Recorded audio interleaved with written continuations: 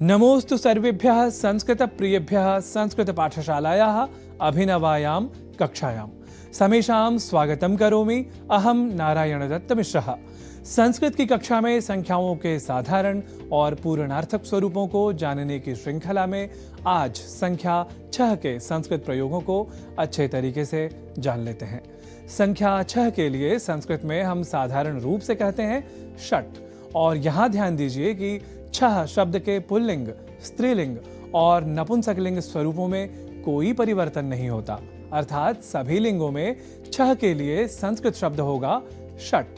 तो संख्या 6 से जुड़े इस विशेष तथ्य को जान लेने के बाद आइए तीनों ही लिंगों में एक समान स्वरूप वाले षट या षड शब्द का कुछ वाक्यों के साथ कर लेते हैं प्रयोग। सबसे पहले संख्या 6 का पुल्लिंग में वाक्य प्रयोग हम कुछ ऐसे कर सकते हैं। क्रिकेट क्रीडांगणे षट अथवा षड धावनांकाः मनोमोहकाः भवन्ति, जिसका अर्थ है क्रिकेट के मैदान पर 6 रन्स या छक्का मन को मोहने वाले होते हैं। अब 6 का संस्कृत वाक्य प्रयोग संस्कृत में कुछ यूं कर सकते हैं। पुराणानुसारम कार्तिकेयस्य षड मातरः मन्यन्ते, जिसका अर्थ है पुराणों के अनुसार कार्तिकेय की 6 माताएं मानी जाती हैं। संख्या 6 का संस्कृत वाक्य प्रयोग नपुंसकलिंग में हम कुछ यूं कर सकते हैं। संस्कृत वाङ्मये षड दर्शनानि मुख्यानि स्वीक्रियन्ते, जिसका अर्थ है संस्कृत वाङ्मय में मुख्य रूप से 6 दर्शन स्वीकारे जाते हैं। यहाँ हम आपको पुनः याद दिला रहे हैं कि संस्कृत में 3 या उससे अधिक की संख्या को हम बहुवचन कहा करते हैं। जैसा कि नाम से ही स्पष्ट है, बहु अर्थात बहुत, जहाँ 2 को हम बहुत नहीं कह सकते। यह और बात है कि संसार की अधिकतर भाषाओं में एक वचन के बाद यानी सिंगुलर के बाद प्लूरल ही मान लिया जाता है, जहाँ 2 इस संख्या को भी बहुवचन स्वीकारा जाता है। ऐसे में आप संस्कृत के एक वचन, द्विवचन और बहुवचन की वैज्ञानिकता को अधिक स्पष्टता के साथ समझ सकते हैं। खैर, इस बारे में हम आप सभी को विस्तार से बताएंगे।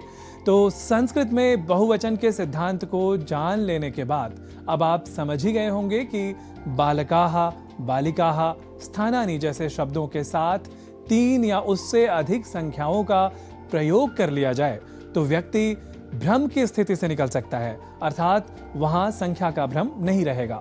जैसे षट बालकाः, षट बालिकाः, षट स्थानानि, इन जैसे प्रयोगों में षट इस संख्या का प्रयोग किया जाना अत्यावश्यक है, यह सिद्ध हुआ। अब बढ़ते हैं आगे।